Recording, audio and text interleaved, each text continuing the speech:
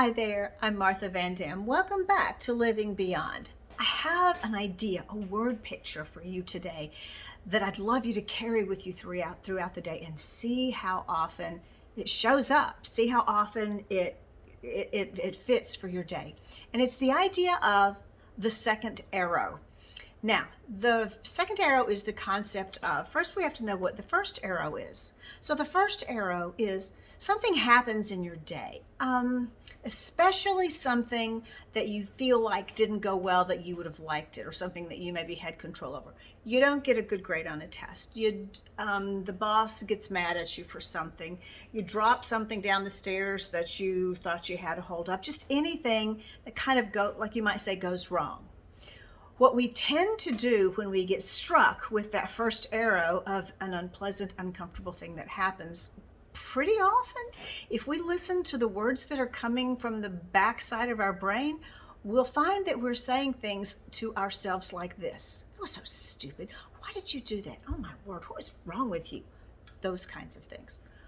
When we do that to ourselves, when we allow our brain, our own brain, to talk to us like that, that is the second arrow. We've already been struck by one, and most of us will say that was just plenty. We don't need any more. But what we find, if we'll pay attention, is that very often we are striking ourselves the second time. So I want you to watch very closely for when in your day are you actually struck by the second arrow? And the really good news in all of this is that you have control in this. This is one of those fabulous places where there can be something that's going on in your and my world that's actually creating some kind of trouble for us. It's somehow down back in the back of our brain doing something that's making life more difficult. And once we can recognize it and acknowledge it, then we can get better at seeing when it's happening, and we can get better at changing it. So really, this is as simple as determining, I will watch for when something happens that I feel sort of bad about, and then I will watch to see what are the words coming out of my head. What am I saying to myself? And is that my second arrow? So, and I'm determining, I don't do second arrows.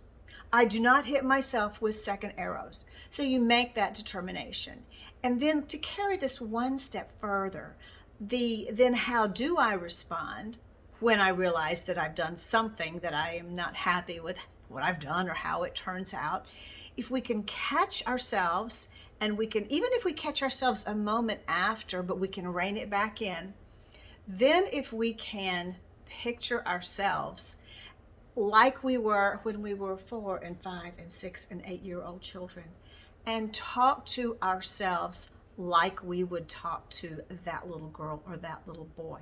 I would never in a million years look at a small child and say, that was so stupid, why did you do that? Never, never, never, never would I do that. So it's real easy for me to think, okay, how would I talk to a little child who's done something that kind of didn't work out well? I'd say, oh, I'm sorry. That's not okay. That's not what you planned. It's going to be okay. Everybody drops things, messes up, doesn't finish something. What are we going to do about it? Let's figure out how to make it better. That's how I would deal with the child.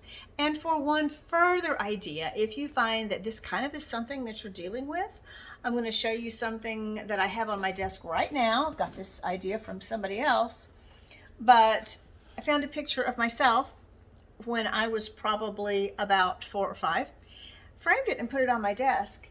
And it helps me to remember to talk to me like I would talk to her.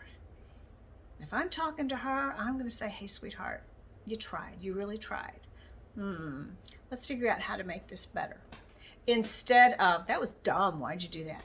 So I want you to watch for that second arrow that you may find that you're sending at yourself. And I want you to rein it back in as soon as you recognize it, and then switch to, how would I talk to myself? The little me. How would I want little me spoken to? Kindly, I hope. Okay, so look for the opportunities.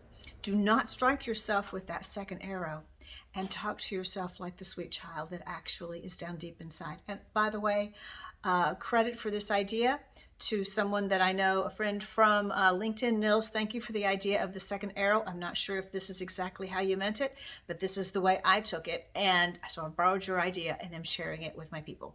So thank you for that.